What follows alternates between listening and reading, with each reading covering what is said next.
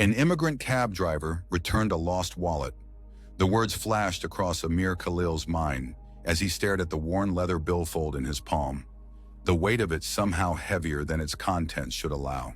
His calloused fingers trembled slightly in the dim glow of his taxi's interior light. $400. A fortune to a man who sent half his earnings back home to a family he hadn't seen in 3 years. The nighttime streets of New York glistened under a light rain, headlights reflecting in puddles like scattered stars. Amir's shift had ended 20 minutes ago, but here he sat, parked outside his small apartment building in Queens, contemplating the wallet that had slipped between his backseat cushions when its owner departed. He thumbed through the contents: credit cards, an ID card for some investment firm, family photos.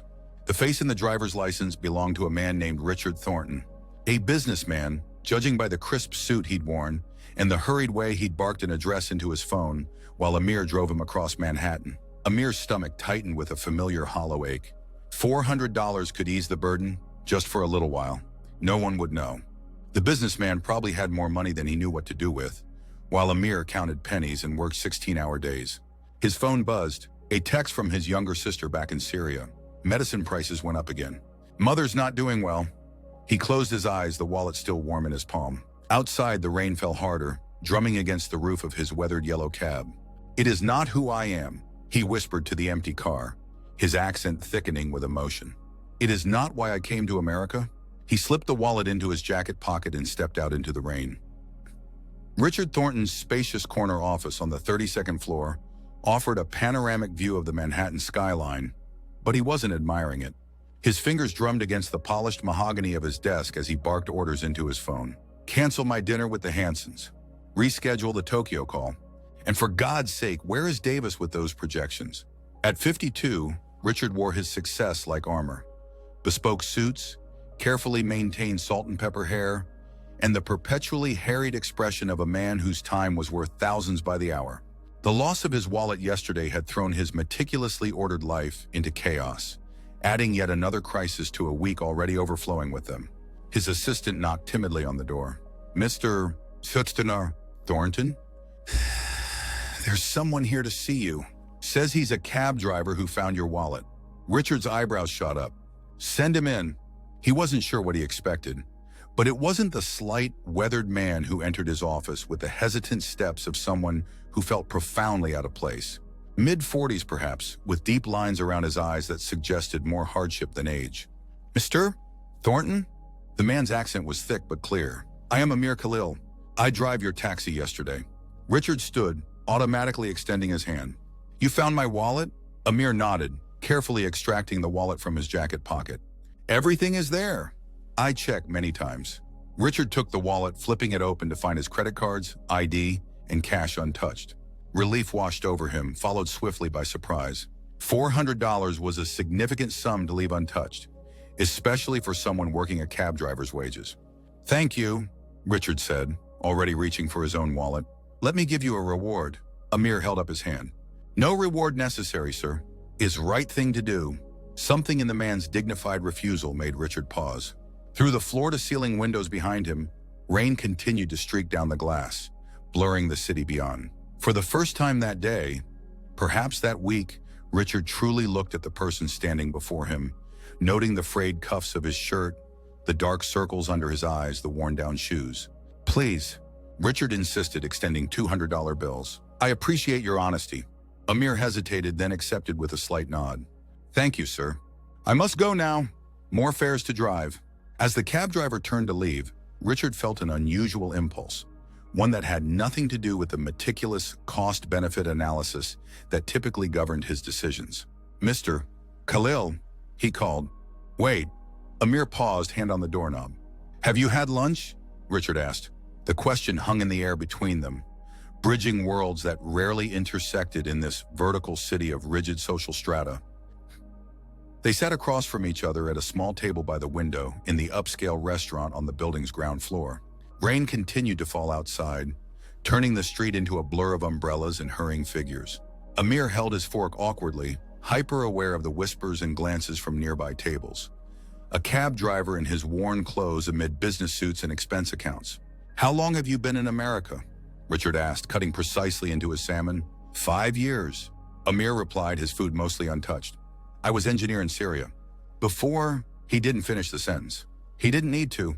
The word before contained multitudes, before the war, before the bombs, before everything familiar crumbled into dust. Richard nodded, uncomfortable with the weight of what remained unsaid. And your family? My mother, father, 2 sisters still in Damascus. I send money. Each month. Amir's finger traced a pattern on the tablecloth. My wife. She did not survive the journey. The words landed like stones between them. Richard's practiced corporate small talk failed him.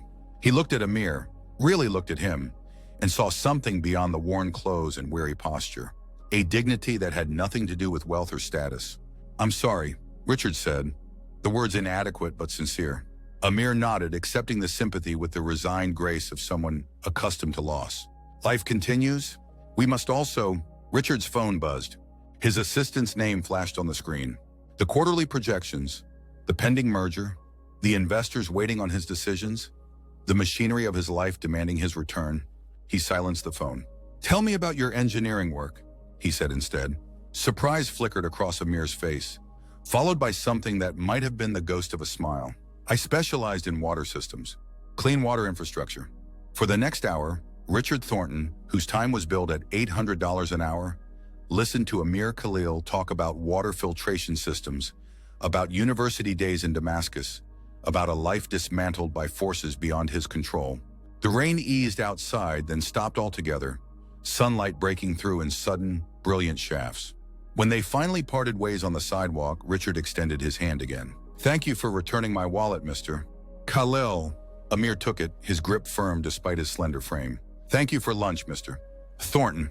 They stood for a moment in the strange, suspended space between farewell and something unfinished. Then Amir turned and walked toward the subway, while Richard headed back to his tower of glass and steel. Neither man knew that their lives had just begun to intertwine in ways that would transform them both. 3 weeks later, Amir's taxi crawled through midtown traffic. Rain again, heavier this time, drumming against the roof in a rhythm that matched his growing headache. His mother's medication costs had doubled, and his youngest sister's university tuition was due. The meter ticked upward too slowly, minutes bleeding into hours, each fare barely enough to keep his head above the rising waters of financial desperation. His phone rang, the special ringtone he'd set for calls from home. His heart clenched as he pulled to the curb to answer. Amir? His sister's voice crackled through the poor connection. Mother is in the hospital. Her heart. The doctors say she needs surgery. The world tilted. Amir closed his eyes, his free hand gripping the steering wheel until his knuckles whitened. How much? The number she named made his stomach drop. Impossible. Even if he drove 24 hours a day for months. I will find a way, he promised, the words feeling hollow even as he spoke them. Tell her I will find a way. After the call ended, he sat motionless, raindrops racing down his windshield like tears. Around him, the city continued its relentless pace, indifferent to one man's despair. A tap on his window startled him. Through the rain-blurred glass, he made out an umbrella, then a face beneath it that seemed vaguely familiar. He lowered the window. Mr. Khalil? The man's voice was uncertain. It is you, right? Richard Thornton. You returned my wallet last month. Recognition dawned. Mr. Raytur. Thornton. Yes. Are you all right? You look... Richard trailed off, clearly uncomfortable with the naked distress he'd glimpsed. Fine. I am fine. Amir straightened, professional mask sliding back into place. You need taxi? Richard glanced at his watch, then at the unmoving traffic ahead, then back at Amir's face. Something made him open the passenger door instead. Mind if I sit for a minute? Get out of this rain? Before Amir could answer, Richard was already sliding into the seat beside him, folding his umbrella, bringing with him the scent of expensive cologne and wet wool. You're not fine, Richard said simply. What's wrong? Perhaps it was the unexpectedness of the question, or the strain of holding everything together for too long, or simply the strange intimacy of sitting side by side rather than face to face. Whatever the reason, Amir's carefully constructed walls crumbled. My mother is dying, he said, the words erupting from some deep, wounded place. She needs surgery I cannot afford, and I am here useless, trapped in traffic while she suffers.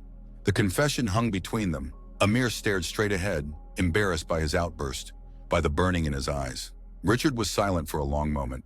Rain drummed against the roof. Horns blared in the distance. "I might be able to help," he said finally. Amir turned to him sharply. "I do not want charity." "Not charity." Richard's voice was thoughtful. "Something else entirely." The corporate headquarters of Thornton Global Investments occupied 4 floors of one of Manhattan's most prestigious addresses. Amir had driven past it countless times, never imagining he would one day walk through its glass doors, a temporary ID badge clipped to his shirt pocket. Richard's office was just as Amir remembered. Spacious, immaculate, with floor-to-ceiling windows offering a view that still took his breath away. But today the space was different. The sleek conference table was covered with blueprints and technical diagrams. A projector displayed a map of northern Syria with several locations marked in red. 3 other people waited with Richard, a woman in a sharp pantsuit who introduced herself as the head of their international division, a serious young man from the engineering department, and an older gentleman with silver hair who was apparently the company's chief philanthropy officer. "Mr. Khalil," Richard began. "After our conversation, I did some research on the water crisis in war-affected regions of Syria. The situation is even worse than I realized." Amir nodded cautiously. "Many systems destroyed. What remains is often contaminated." "Exactly." Richard gestured to the blueprints. "Our company has a substantial corporate social responsibility budget. We've been looking for a meaningful project, something beyond the usual tax write-off charity gala nonsense." The woman, Claire Matthews, according to her introduction, took over. "We're proposing a water infrastructure rehabilitation project in 3 towns near Damascus, including your hometown. Small scale initially with potential for expansion." Amir's eyes narrowed. "And what do you want from me?" "Expertise," Richard said simply. "You know the region, the culture, the technical challenges. You're an engineer by training.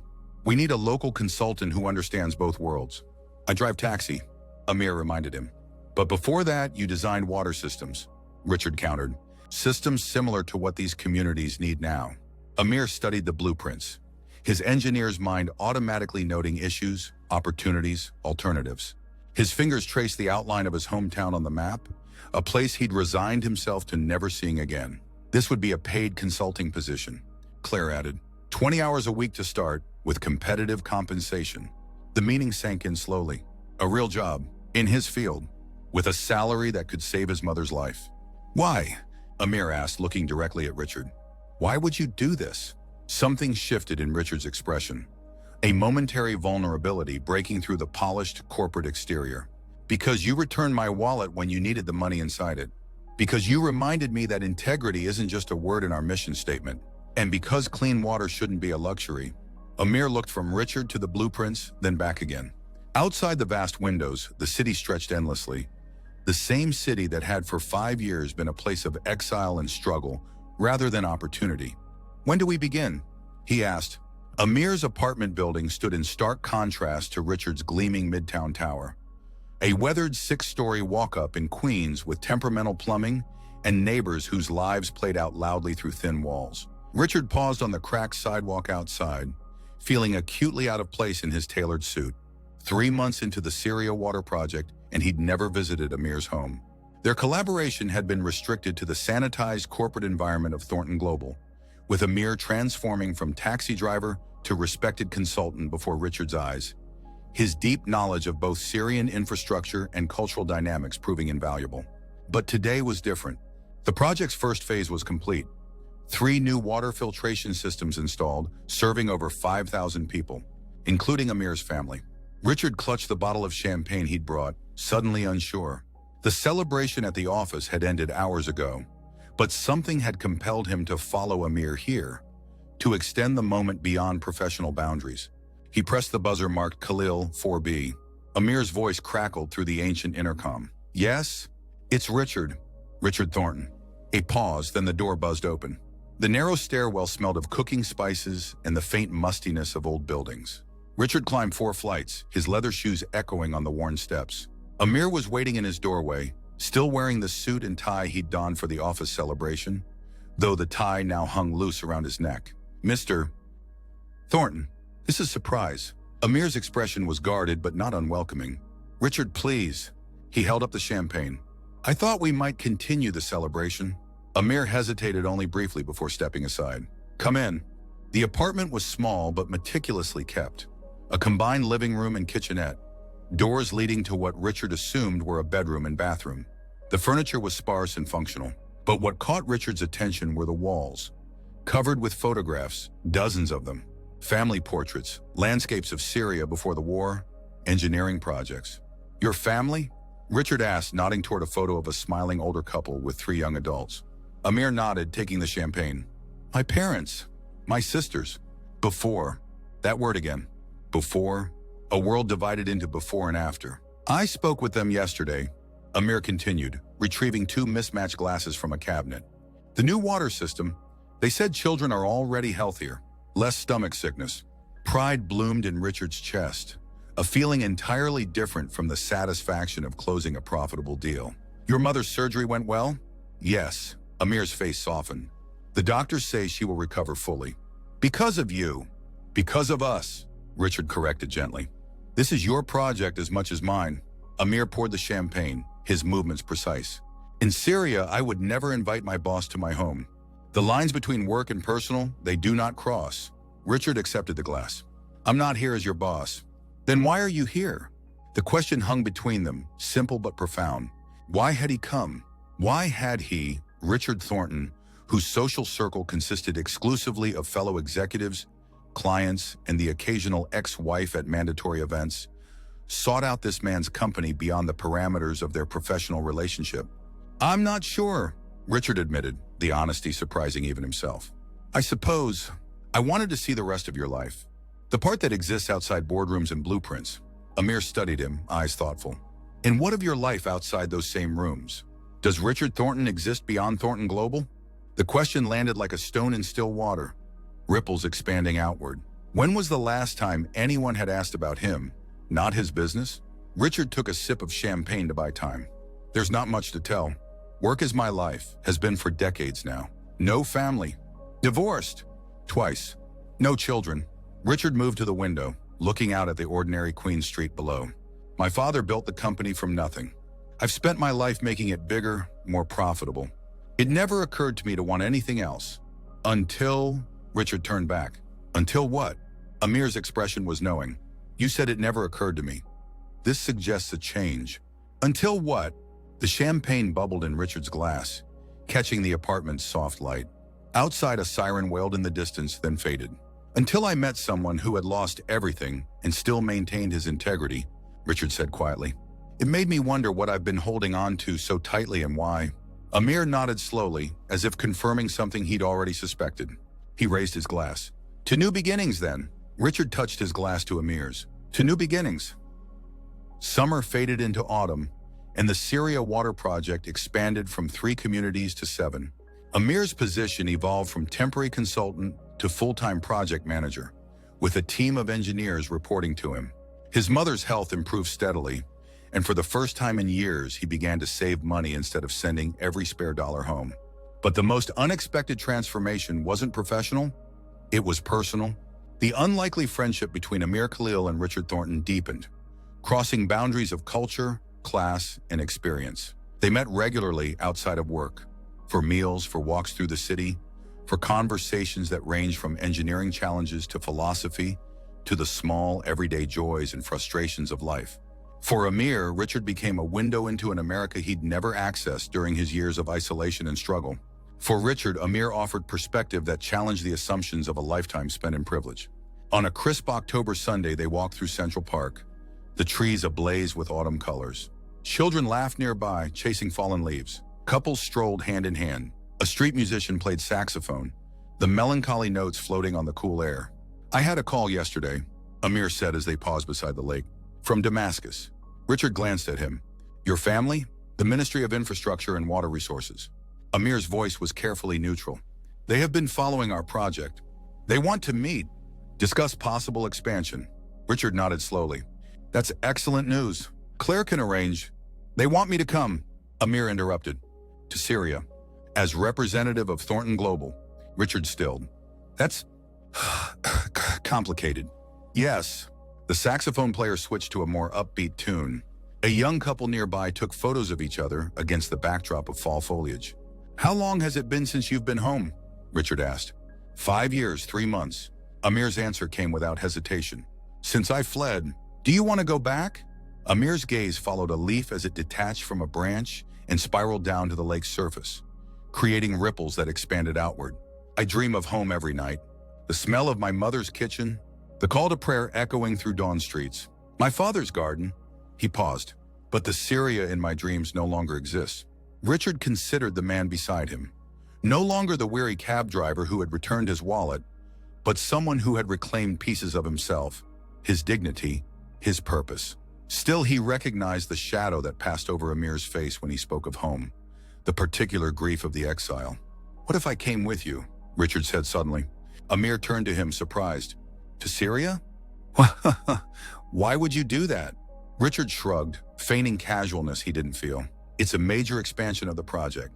Makes sense for the CEO to be involved. Syria's not Manhattan, Amir said carefully. Even with peace in some regions, there are dangers. Uncertainties. I'm aware. Your board would never approve. I don't need their approval for my travel plans. Amir studied him, as if searching for the real reason behind the offer. And if I said I need to do this alone? Richard felt a sharp disappointment he hadn't anticipated.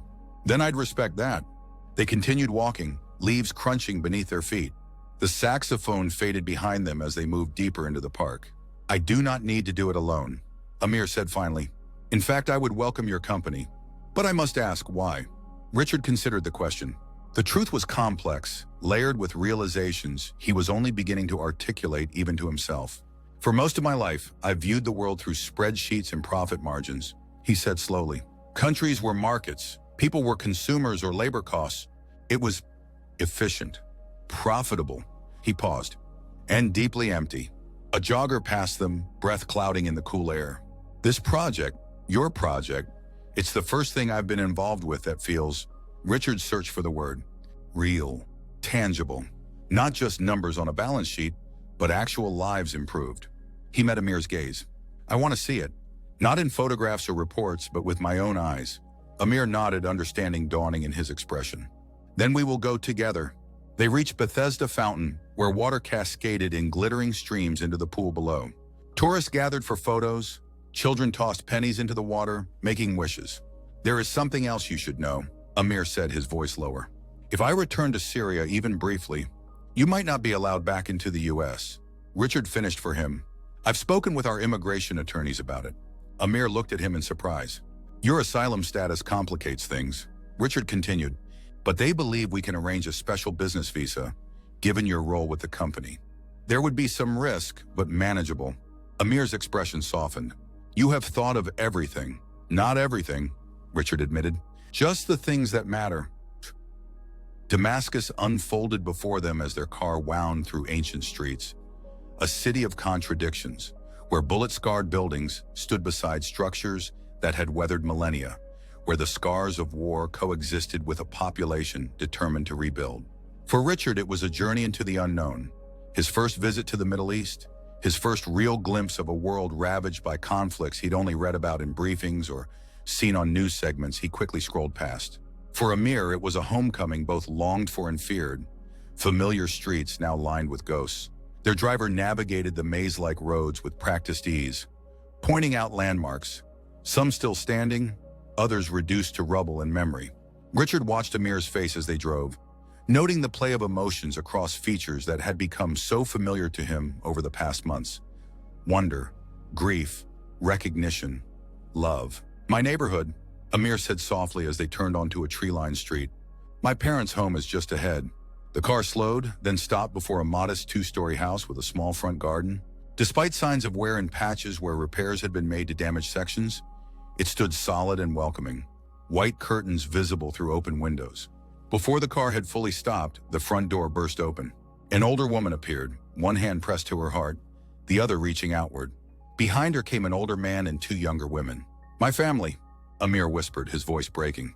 Richard watched as Amir stepped from the car and crossed the short distance to his mother's arms. She clasped his face between her hands, tears streaming down her cheeks as she inspected him, as if ensuring this was truly her son and not a dream that would evaporate. Then they were all around him, his father, his sisters, a tangle of embraces and exclamations in rapid Arabic. Richard remained by the car, feeling both privileged to witness this reunion and acutely aware of his outsider status. This moment belonged to Amir and his family. This joy he had helped make possible, but could not fully share. Then Amir turned, extending his hand toward Richard, saying something to his family. They looked toward him with expressions of surprise, then welcome. Amir's mother stepped forward, gesturing for Richard to approach. "My mother says the man who saved her life must not stand outside like a stranger." Amir translated, his voice thick with emotion. "She insists you are family now." Richard moved forward hesitantly, but there was nothing hesitant about the embrace that Amir's mother enfolded him in, or the firm handshake from his father, or the shy smiles of his sisters. "Welcome," Amir's father said in careful English. "Our home is yours." They were ushered inside into a home modest in size but rich in warmth. The scent of spices filled the air. Cardamom, cinnamon, something floral Richard couldn't identify. Photos covered the walls, many featuring a younger Amir. A cat dozed in a patch of sunlight. Music played softly from an old radio. Amir moved through the space with reverence, touching familiar objects, exchanging rapid-fire Arabic with his family. He paused before a photograph, himself in graduation robes flanked by his parents, a young woman at his side. "My wife," he explained softly to Richard. "Layla." Richard nodded, noting the gentle way Amir's finger traced her image. She was beautiful. Yes, a single word containing worlds of loss. Amir's mother appeared with a tray of small cups filled with fragrant coffee, saying something to her son that made him smile. "What did she say?" Richard asked as they settled in the small living room. "That you are too thin and she will fix this immediately." Amir's eyes crinkled with genuine amusement. "I warned her you are an important American businessman, but she says all men need proper feeding." Richard accepted the coffee with a grateful nod to Amir's mother. "Tell her I look forward to it." For the next hours, language barriers fell away through Amir's translations, shared food in the universal language of hospitality. Richard found himself relaxing into the rhythm of this home, so different from his empty penthouse apartment or sterile office. As evening approached, Amir's father invited them to the rooftop. They climbed narrow stairs to emerge onto a simple terrace strung with small lights. The city spread before them, domes and minarets silhouetted against the sunset sky. Damaged areas visible but somehow less prominent from this vantage point. Before the war, Amir's father said carefully in his limited English, gesturing to the view, "Most beautiful city in world."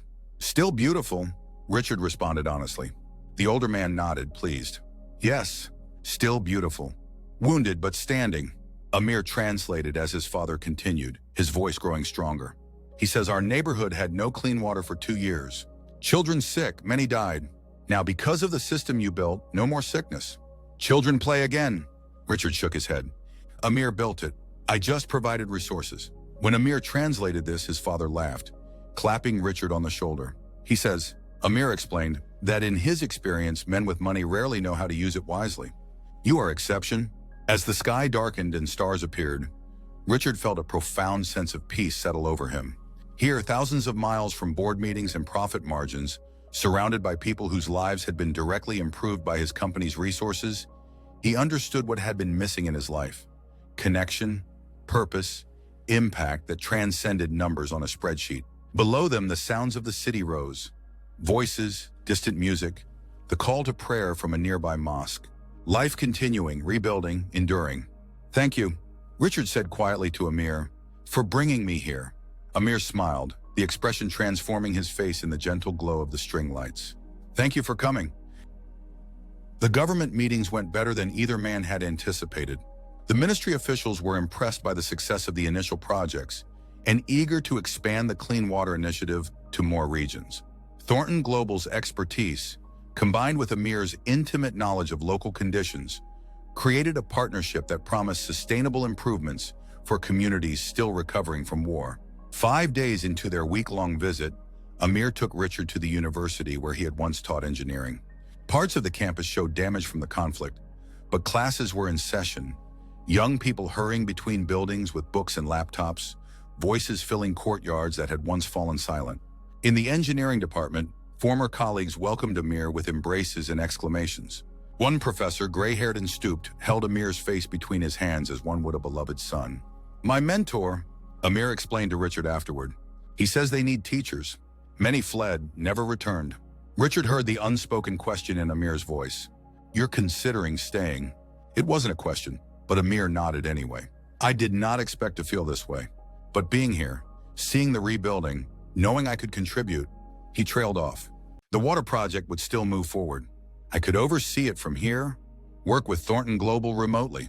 Richard felt a peculiar hollowness expand in his chest. Of course, if that's what you want. They walked across the campus in silence, each lost in thought. Students passed them, laughing, arguing, living with the resilience of youth. A group had gathered around a musician playing a traditional oud, the haunting melody following Richard and Amir as they made their way to a small campus cafe. Over strong coffee, Amir spoke of his conflict, the pull of home, family, and meaningful work rebuilding his country versus the life and opportunities he'd built in New York. What would you do?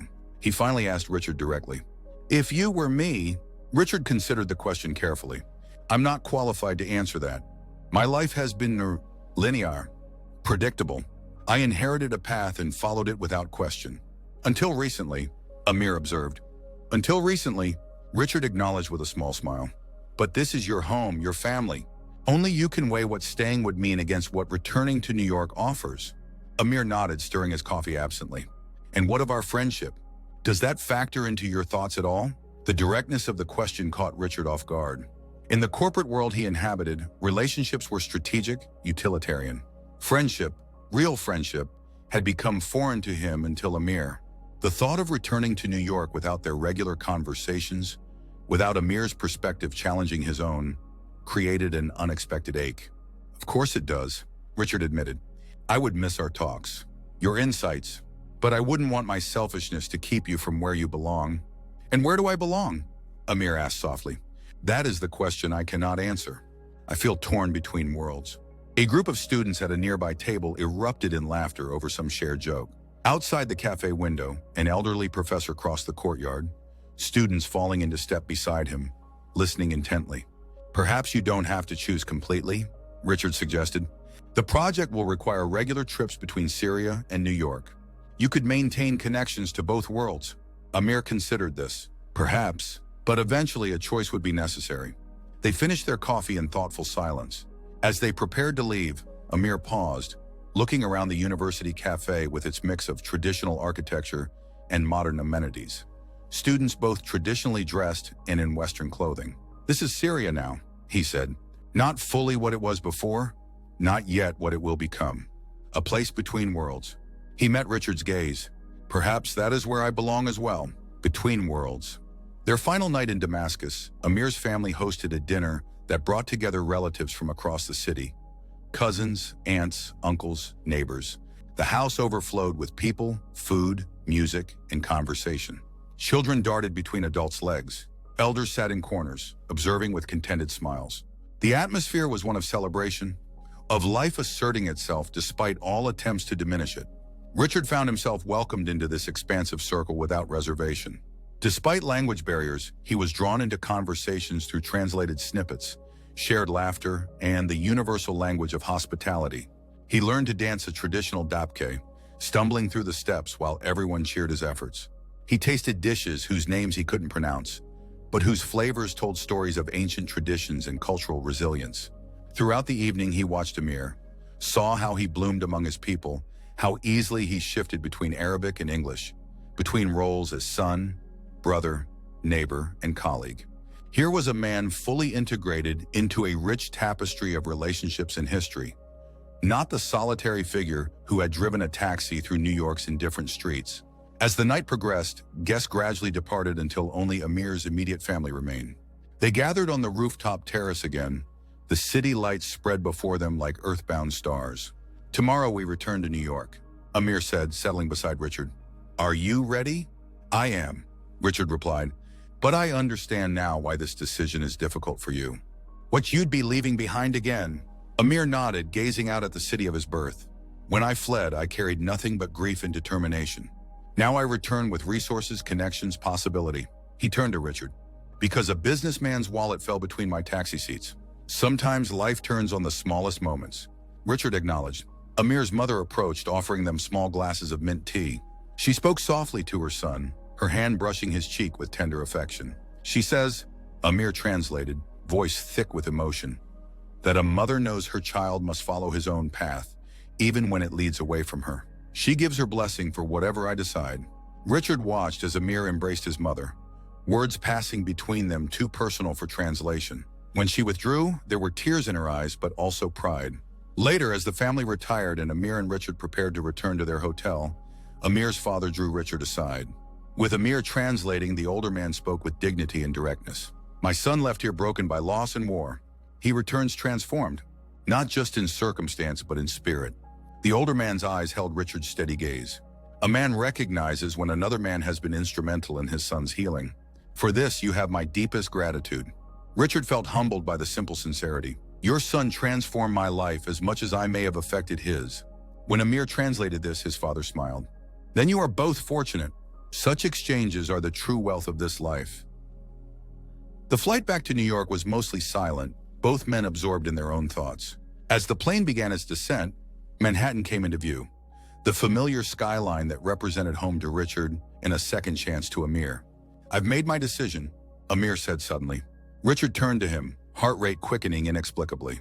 "And I'm staying in New York." Amir's expression was calm, resolved. "For now, at least. The project needs me here, coordinating between teams. My family understands." Relief washed through Richard, followed immediately by a sense of embarrassment at the strength of his reaction.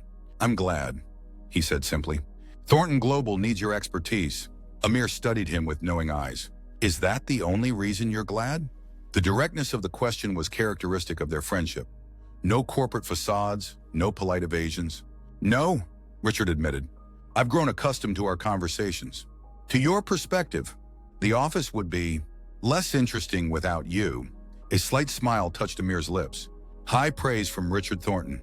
Below them, the plane's shadow raced across the waters of New York Harbor. The Statue of Liberty came into view, her torch raised in silent welcome. "There is something I realized in Damascus," Amir continued. "Something important." "What's that?" "That home is not only a place, sometimes it is people.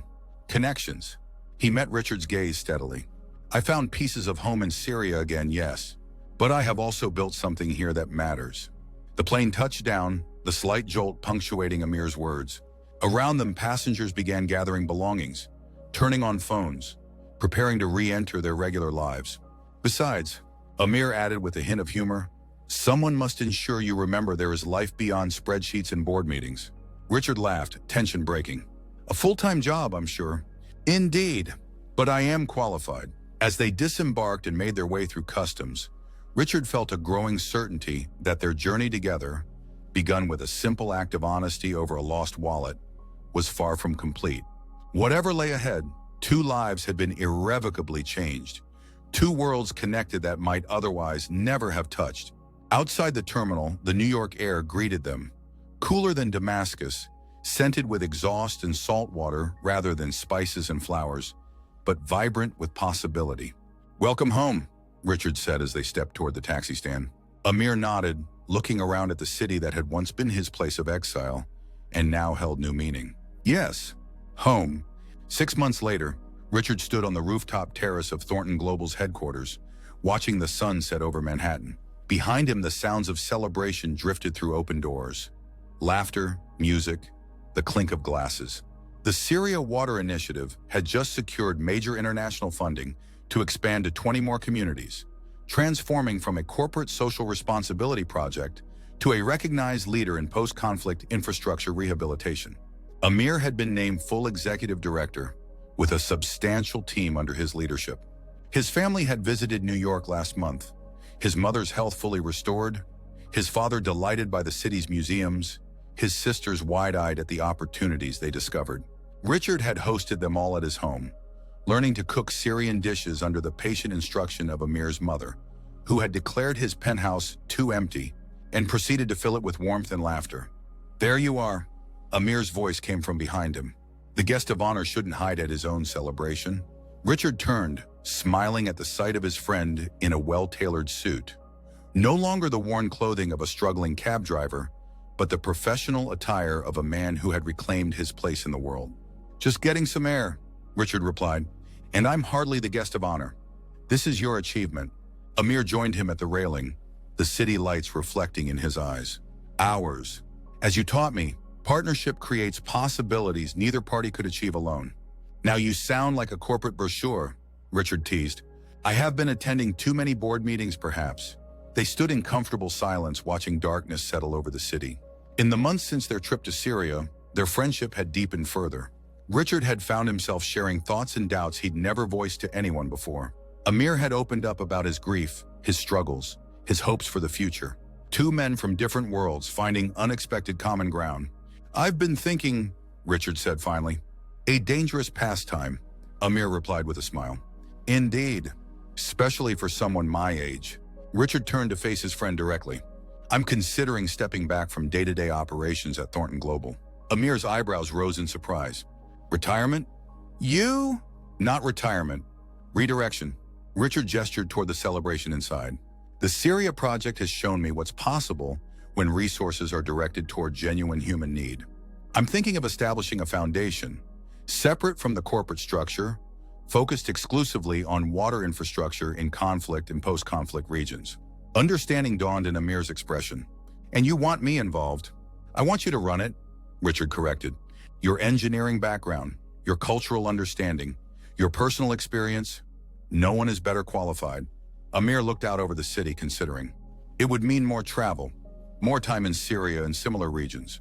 Yes, and less time here. Amir turned back to Richard, expression thoughtful. Less of our conversations. Our friendship would change. Richard nodded, acknowledging the cost. It would, but it would endure. How can you be so certain? Because some connections transcend circumstance. Richard smiled slightly. A wise Syrian engineer taught me that. Inside, someone called for them. Speeches were about to begin, their presence required. Before they turned to go, Amir extended his hand. A lost wallet brought us here, he said. What might a foundation bring? Richard clasped the offered hand, the gesture simple but profound. I don't know, but I look forward to finding out. Together they walked back into the light and warmth of the gathering. Two men transformed by an unexpected connection. Their separate journeys now intertwined in ways neither could have imagined. Behind them, the city spread endlessly, a tapestry of countless other lives and stories. Some intersecting, some parallel, all part of the complex web of human experience that connects us all, often in the most unexpected ways.